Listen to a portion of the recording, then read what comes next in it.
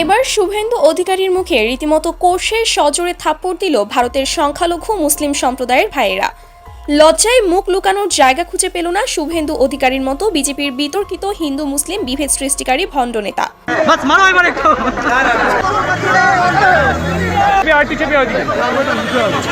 সব থেকে বড় যে সন্ত্রাসবাদী থেকে থাকে সেটা তার নাম হচ্ছে শুভেন্দু অধিকারী। জানেন যে আমি মোদির বাচ্চা, কিছুদিন আগেও মমতার বাচ্চা ছিল। ও কিসের বাচ্চা নিজেই বুঝতে পারে না। সন্ত্রাসবাদের কোনো ধর্ম হয় না। উনার না মাথা ঠিক নেই। বিরোধী দলনেতা শুভেন্দু অধিকারীর বিরুদ্ধে নগর দায়রা আদালতে মামলা। নগর দায়রা আদালতের প্রধান বিচারকের বেঞ্চে মানহানির মামলা দাখিল। কলকাতার পুলিশ কমিশনার বিনীত গোয়েলের হয়ে আবেদন করল রাজ্য। শুভেন্দু অধিকারীকে তাকে 24 ঘন্টা সময় দেওয়া হলো। শুভেন্দু অধিকারীকে ছেড়ে কথা বলা হবে না। শুভেন্দু অধিকারী আবার তিনি হিন্দু মুসলমানের কাজ খেলছে পশ্চিম বাংলায়। এবার বিতর্কিত নরেন্দ্র মোদীর বিজেপি সরকারের বিধায়ক শুভেন্দু অধিকারীকে 24 ঘন্টার মধ্যে গ্রেফতার করে আদালতে হাজির করার নির্দেশ দিয়েছেন কলকাতা হাইকোর্ট। সাসপেন্ড হয়ে গেলেন শুভেন্দু অধিকারী, 30 দিনের জন্য বিধানসভায় সাসপেন্ড। আরো 3 বিধায়ক সাসপেন্ড। এ নিয়ে তৈরি হয়েছে রাজনৈতিক তরজা। এই মুহূর্তের বড় খবরে নজর রাখবো। বিধানসভা থেকে বিরোধী দলনেতা শুভেন্দু অধিকারী সাসপেন্ড। বিজেপির বিতর্কিত নেতা শুভেন্দু অধিকারীকে 30 দিনের জন্য ভারতীয় বিধানসভা থেকে সাসপেন্ড করা হয়েছে। শুভেন্দু অধিকারী মমতা ব্যানার্জিকে ভয় পাচ্ছে যে আবার যদি মমতা ব্যানার্জি মাঠে নামে তৃণমূলের সৈনিকরা আবার জনজোয়ার তৈরি করবে। আসসালামু আলাইকুম দর্শক, শুভেন্দু অধিকারী ভারতের পশ্চিমবঙ্গের মুখ্যমন্ত্রী হওয়ার পরেই একের পর এক মানুষের উপরে জুলুম করেই চলেছে। এবার ভারতের হিন্দু মুসলিম এক হয়ে শুভেন্দু অধিকারীর উপরে কঠিনভাবে খেপেছে। হ্যাঁ দর্শক, আপনারা ঠিকই শুনেছেন। আজকের এই ভিডিওটি খুবই গুরুত্বপূর্ণ হতে চলেছে, তাই বলছি ভিডিওটি কেউ স্কিপ করবেন না। তো দর্শক চলুন বিস্তারিত দেখে আসি।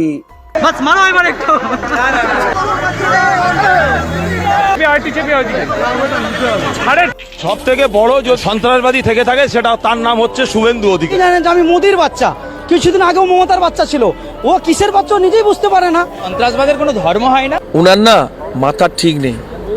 উনার প্রেসার আপ ডাউন হয়। দিনের বেলা যদি 160 হয়, রাতের বেলা 80 হয়ে যায়। তো নন্দীগ্রামের মানুষ তো অন্য রূপে খেপে আছে। হ্যাঁ, উনি কি বলবো, উনি ভয় ভয় করে যান নন্দীগ্রামে। এবার শুভেন্দু অধিকারীর নিজ গ্রামের সাধারণ হিন্দুরাই ক্ষোভে শুভেন্দু অধিকারীর বাড়িতে লাঠি নিয়ে হামলা ভাঙচুর বিক্ষোভ করেছে। শুভেন্দু অধিকারীর বিরুদ্ধে নন্দীগ্রামের প্রতিটি মানুষ ক্ষোভে ফুঁসছে। সামনে পেলে পাছার ছাল তুলে নেবে বিক্ষুব্ধ গ্রামবাসী।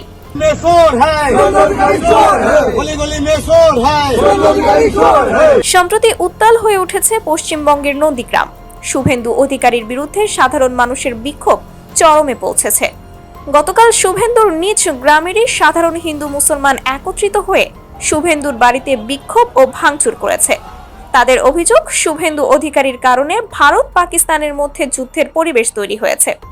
এই গেটে দাঁড়িয়ে শুভেন্দুকে তাড়িয়েছিলাম, আর এই গেটে দাঁড়িয়ে বলছি শুভেন্দুর দালালদের তাড়াবো। বিক্ষোভকারীরা সরাসরি শুভেন্দু অধিকারীর বিরুদ্ধে ক্ষোভ প্রকাশ করে জানিয়েছেন, শুভেন্দু অধিকারীর রাজনীতির খেলা খেলে, আর আমরা সাধারণ মানুষ তার কারণে মরব, এটা আমরা মানব না। তারা দাবি করেছেন, শুভেন্দু একজন দাঙ্গাবাজ, যার কারণে পশ্চিমবঙ্গের শান্তিপূর্ণ পরিবেশ আজ কলুষিত।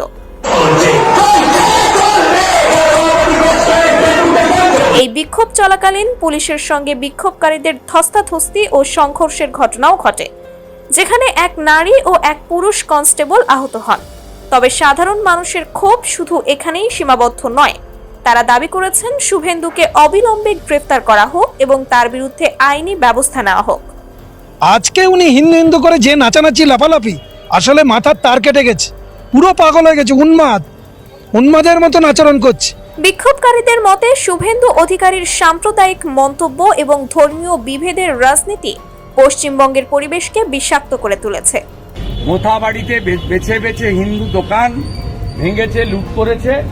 হিন্দু হওয়ার অপরাধে হরগোবিন্দ দাস, চন্দন দাসকে বাড়ি থেকে বের করে এনে হিন্দু বলি। লাস্ট কাশ্মীরে আমার 30-32 বছর রাজনীতি হয়ে গেল, কলেজ জীবন থেকে অদ্যাবধি। হিন্দু মুসলিম উস্কানি দিয়ে তিনি নিজের রাজনৈতিক স্বার্থ চরিতার্থ করছেন বলে অভিযোগ উঠেছে। আর এই কারণেই আজ পশ্চিমবঙ্গের মানুষ রাস্তায় নেমেছে। ধর্ম বর্ণ নির্বিশেষে সবাই একসঙ্গে প্রতিবাদ করছে।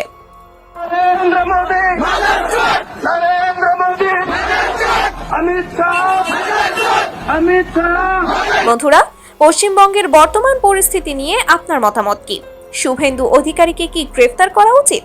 কমেন্টে জানিয়ে দিন। ভারতের পশ্চিমবঙ্গে হিন্দুত্ববাদী দল বিজেপি ক্ষমতায় এসে মুসলমানদের ওপর একের পর এক কঠোর বিধিনিষেধ আরোপ করে চলেছে। চলতি বছর পবিত্র ঈদুল আজহায় রাজ্যটির মুসলিমরা গরু কোরবানি দেননি। ঈদের আগে পশু জবাই ঘিরে নানা কঠোরতার কারণে গরু কোরবানি থেকে বিরত ছিলেন তারা। ফলে গরু বিক্রি করতে না পেরে হাহাকার নামে হিন্দু খামারিদের মাঝে।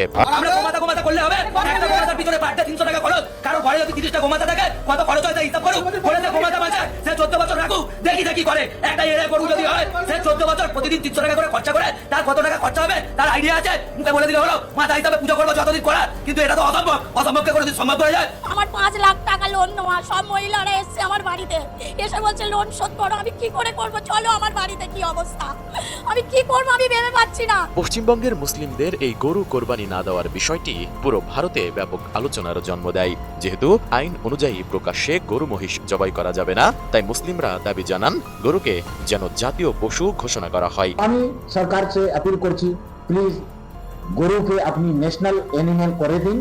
কেউ কোনো খরিদ বিক্রি করবে না, কোনো একে স্লাটিং করবে না, জবিনা করবে না, কোনো মাংস খাবে না, কোনো খরিদ বিক্রি করবে না।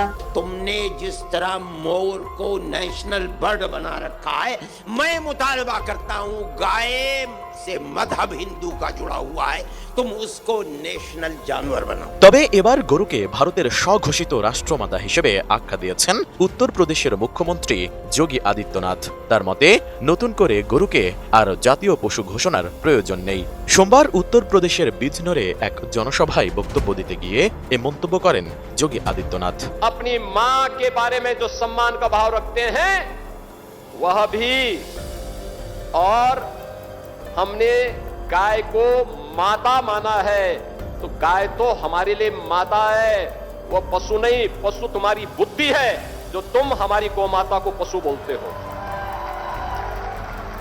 গরুকে যারা সাধারণ পশু বলে মনে করে তাদের তীব্র সমালোচনা করে যোগী আদিত্যনাথ বলেন, ভারতীয় সংস্কৃতি ও ঐতিহ্যে গরুকে মায়ের মতো শ্রদ্ধা করা হয়। একই সঙ্গে মুসলিম ধর্মগুরুদের উদ্দেশ্যে তিনি আহ্বান জানান তারা যেন তাদের অনুসারীদের গরুর প্রতি কোনো ধরনের অশ্রদ্ধা না দেখানোর বিষয়ে সতর্ক করেন, নয়তো তাদের এমন পরিণতি ভোগ করতে হবে যা কয়েক প্রজন্ম মনে রাখবে। यूपी में गौ हत्या का मतलब जान रहे हो ना क्या होगा?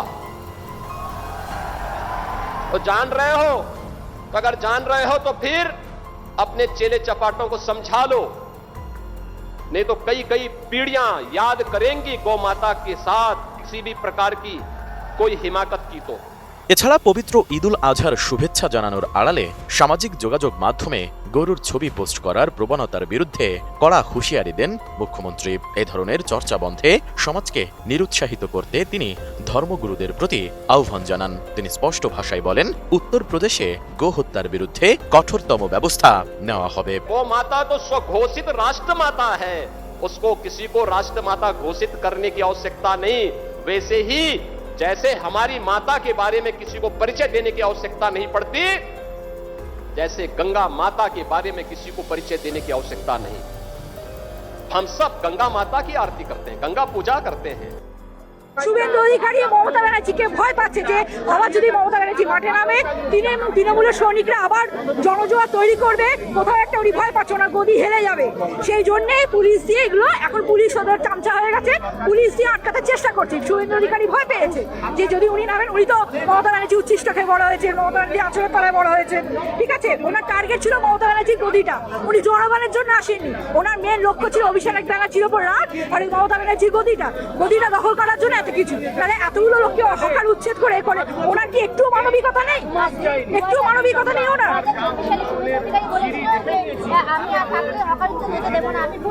তাহলে আপনারা বুঝুন কত বড় ফ্রড, চিটিংবাজ। বলছে হকার উচ্ছেদ, আমি বুলডোজারের সামনে শুয়ে যাবো। আজকে কোথায়? আজকে নিজে বুলডোজার চালিয়ে সব ভেঙে দিচ্ছে। তার মানে তার কোনো কথা, আপনারাই তো উত্তর পেয়ে যাচ্ছেন। কোনো প্রতিশ্রুতি নেই, মিথ্যে, পুরো চিটিংবাজ, জুমলাবাজ। এবার এই যদি 5 বছর থাকে পুরো পশ্চিমবঙ্গকে শেষ করে চলে যাবে। মানে গরিব আরো গরিব হবে, কোনো চাকরি বাকরি থাকবে না, লোককে চুরি ডাকাতি কিরকম বেড়ে যাবে। কিন্তু তো বিজেপি বারবার বলছে তৃণমূলের সব নেতারা যারা চুরির ভয়তে এখন পালাচ্ছে। আপনারা বলছেন যে একটা কথা বলবো, তৃণমূল, এক মিনিট, তৃণমূল নেতা চুরি করছে, নেতারা সব চোর। শুভেন্দু অধিকারী কি ফেসবুকে যে স্ট্রিং অপারেশনটা খুঁজছে, কিতনে লাए हो 5 লাখ और 5 লাখ 2 दिन बाद आपको मिलेगा, ওইটা তাহলে কি বিজেপির ওখানে গিয়ে ওয়াশিং মেশিনে ওয়াশ হয়ে গেছে?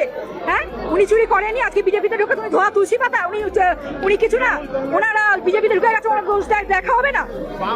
কালকে সুদীপ্ত সেনকে গাড়ি করে চুরি বলছেন, কল্যাণ বন্দ্যোপাধ্যায় মার খেয়েছে, কেন উনি কল্যাণ করে বেড়াচ্ছেন? আমরা ওনারা তো বিজেপিতে গেছে, লোকে তো ভয় পাচ্ছে, লোকে তো ভয়, যে হারে খুন হচ্ছে, মারামারি হচ্ছে, দেখলেন তো আমাদের নেতা অভিষেক ব্যানার্জি কিভাবে হামলাটা হলো। দিলীপ ঘোষ বলছে যে ডিম খেয়ে কেউ হসপিটালে যায়, ডিমের মার, ডিম তো খায়নি। আপনার যদি একটা ডিম ছুঁড়ে মারি, ডিমের একটা পচা আসতে গন্ধ আছে, ওরেতে আপনার বই পাবে, পাথর ছুঁড়ে মেরেছে, ঘাড়ে মেরেছে, ডিমের জন্য যে অসুস্থ হয়নি, ডিম মারা পড়ো তো যাদের মৃত বাড়ির লোকেদের সাথে গিয়ে কথা বলেছে, আসার সময় পাথর ছুঁড়েছে, চুলের মুঠি ধরে মেরেছে, সবাই আমরা ভিডিওগুলো দেখেছি, চুলের মুঠি ধরে মেরেছে, ওই জন্যই হয়েছে এখানে আঁচড়ের দাগ। এবার ওনার চোখে একটু প্রবলেম আছে, উনি বারে বারে বাইরে গিয়ে অপারেশন করিয়েছে চোখে। এবার ভাবুন, ওই যে হেলমেটটা যদি না পরতো, পাথরটা এখানে এসে লাগতো, পুরো অন্ধ হয়ে স্পট ডেড হয়ে যেত। সবটা তো নাটক হতে পারে না দিদি, সবটা তো নাটক। এই যে বলে মমতা ব্যানার্জি নাটক করে, রবীন্দ্র জয়ন্তীতে আমি ওনার বাড়িতে উপস্থিত ছিলাম, ব্লাউজ তুলে দেখাচ্ছে যে যেদিনকে বুথের ছিল ওখানে উনি গেছিলেন, ওনাকে ধরে মারধর। ভাবুন, তাহলে তখন উনি মুখ্যমন্ত্রী, তা মুখ্যমন্ত্রী থাকা অবস্থায় যে মেয়েদের উপর হাত তোলে অত্যাচার করে, তাহলে আমাদের নারী সুরক্ষা আজকে কোথায়? কোথায় আজকে অভয়ের বা কোথায় যারা মোমবাতি মিছিল করেছিল? বেয়ালে একটা মেয়ে রেপ হয়ে গেল, দুর্গাপুরে একটা মেয়ে রেপ হয়ে গেল, কোথায় আজকে? কোথায়? অগ্নিমিত্রা পাল কি বলছেন? মেয়েরা যা খুশি তাই পরে বেরোবে। সাপোজ একটা ধরুন, এটা ছেলেরাও ঘুরে, একটা যদি একটা ছোট জামা পরে কিছু একটা ঘটে যায়, ঘটে যাওয়ার পর উনি গিয়ে বলবেন এ বাবা কি হলো? আমাদের সভ্যতা আছে শাড়ি চুড়িদার, ঠিক আছে, জিন্সের প্যান্টটা পরে, উনি বলেন যা খুশি তাই পরে বেরোতে পারে। একটা মেয়ে যদি খোলামেলা জামা পরে, একটা ছেলে যদি রেপ করে, ছেলেটার দোষ হয়ে যাবে, মেয়েটার দোষ নেই। উনি অগ্নিমিত্রা পাল কি করে বলছেন যে যা খুশি তাই ড্রেস পরে মেয়েরা বেরোতে পারে? রাস্তায় একটা জিনিস করতে কতক্ষণ লাগবে? উনি বলছেন আমি কি দুর্গা একটা বাহিনী নাকি তৈরি করছি, রেপ হতে হতে রেপ হওয়াটা কি দুর্গা বাহিনী আসা অব্দি অপেক্ষা করবে? আপনি বলুন না, যা হওয়ার তো ঘটে যাবে, তারপর ওনা দুর্গা বাহিনী বলবে হাই হাই কি হলো? এটা একটা চুক্তি হলো মন্ত্রী? শুভেন্দু অধিকারী মমতা ব্যানার্জিকে ভয় পাচ্ছে যে আবার যদি মমতা ব্যানার্জি মাঠে নামে, তৃণমূলের সৈনিকরা আবার জনজোয়ার তৈরি করবে, কোথাও একটা উনি ভয় পাচ্ছে, ওনার গদি হেলে যাবে। সেই জন্যেই পুলিশ দিয়ে এগুলো, এখন পুলিশ সদর চামচা হয়ে গেছে, পুলিশ দিয়ে আটকাতে চেষ্টা করছে। শুভেন্দু অধিকারী ভয় পেয়েছে যে যদি উনি নামেন, উনি তো মমতা ব্যানার্জি উচ্ছিষ্ট খেয়ে বড় হয়েছে, মমতা ব্যানার্জি আঁচলের তলায় বড় হয়েছে, ঠিক আছে, ওনার টার্গেট ছিল মমতা ব্যানার্জির গদিটা, উনি জনগণের জন্য আসেননি, ওনার মেন লক্ষ্য ছিল অভিষেক ব্যানার্জির ওপর রাগ, আর এই মমতা ব্যানার্জির গদিটা দখল করার জন্য এত কিছু। তাহলে এতগুলো লোককে হকার উচ্ছেদ করে ওনার কি একটু মানবিকতা নেই? একটু মানবিকতা নেই ওনার?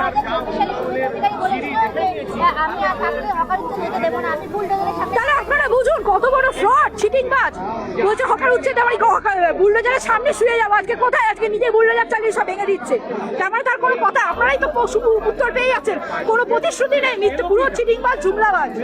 এবার এই যদি 5 বছর থাকে, পুরো পশ্চিমবঙ্গকে শেষ করে চলে যাবে, মানে গরিব আরো গরিব হবে, কোনো চাকরি বাকরি থাকবে না, লোককে চুরি ডাকাতি কিরকম বেড়ে যাবে।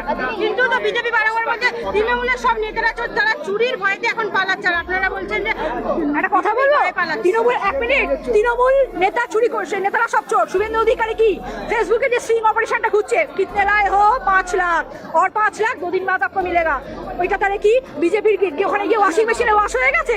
হ্যাঁ, উনি চুরি করেনি, আজকে বিজেপিতে ঢুকে তুমি ধোয়া তুলসী পাতা, উনি কিছু না, ওনারা বিজেপিতে ঢুকে গেছে, ওনার দোষ দেখা হবে না?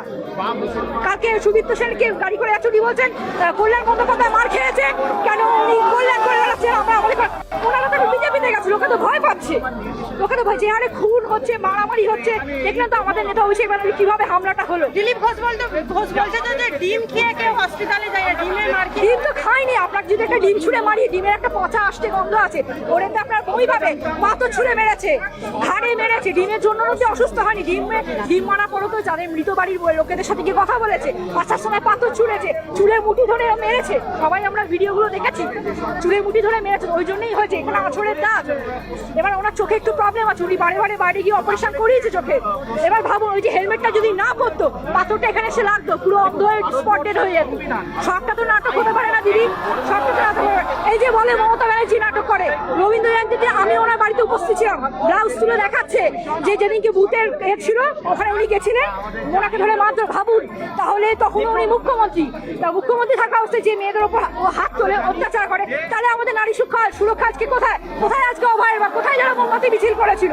বেয়ালে একটা মেয়ে রেপ হয়ে গেল, দুর্গাপুরে একটা মেয়ে রেপ হয়ে গেল, কোথায় আজকে? কোথায় অগ্নিমিত্রা পাল কি বলছেন? মেয়েরা যা খুশি তাই পরে বেরোবে। সাপোজ একটা ধরুন এটা ছেলেরাও ঘুরে, একটা যদি একটা ছোট জামা পরে কিছু একটা ঘটে যায়, ঘটে যাওয়ার পর উনি গিয়ে বলবেন এ বাবা কি হলো? আমাদের সভ্যতা আছে শাড়ি চুড়িদার, ঠিক আছে, জিন্সের প্যান্টটা পরে, উনি বলেন যা খুশি তাই পরে বেরোবে। একটা মেয়ে খোলামেলা জামা পরে, একটা ছেলে যদি রেপ করে ছেলেটার দোষ হয়ে যাবে, মেয়েটার দোষ নেই। উনি অগ্নিমিত্রা পাল কি করে বলছেন যে যা খুশি তাই ড্রেস পরে মেয়েরা বেরোতে পারে? রাস্তায় একটা জিনিস করতে কতক্ষণ লাগবে? উনি বলছেন আমি কি দুর্গা একটা বাহিনী নাকি তৈরি করছি, রেপ হতে হতে রেপ হওয়াটা কি দুর্গা বাহিনী আসা অব্দি অপেক্ষা করবে? আপনি বলুন না, যা হওয়ার তো ঘটে যাবে, তারপর ওনা দুর্গা বাহিনীকে বলবে হাই হাই কি হলো? এটা একটা চুক্তি হলো মন্ত্রী? দর্শক, শুভেন্দু অধিকারী ক্ষমতা আসার পরেই একের পর এক জুলুম করতে শুরু করেছে। সে ভেবেছে এই করেই মনে হয় সে ভালো থাকতে পারবে, কিন্তু সে জানে না আল্লাহ ছাড় দেন কিন্তু ছেড়ে দেন না। এমন এক সময় আসবে শুভেন্দু অধিকারীর পালানোর জন্য পথ খুঁজে পাবে না। হ্যাঁ, আপনারা ঠিকই শুনেছেন, বেশি দিন নাই আর সেই দিনের। খুব তাড়াতাড়ি দেখবেন ভারতের হিন্দুরাই শুভেন্দু অধিকারীকে গণধোলাই দিচ্ছে। তো যাই হোক, আল্লাহ সুবহানাহু ওয়া তাআলা যেন হেফাজত করেন, আমিন আমিন। তো দর্শক, আজকের এই ভিডিওটি এ পর্যন্তই। আজকের এই ভিডিওটি ভালো লাগলে লাইক এবং শেয়ার করে দিয়েন। আর হ্যাঁ, নিত্য নতুন আপডেট ভিডিও পেতে চ্যানেলটি সাবস্ক্রাইব করতে ভুলবেন না। দেখা হবে নতুন ভিডিওতে। আসসালামু আলাইকুম ওয়া রাহমাতুল্লাহ।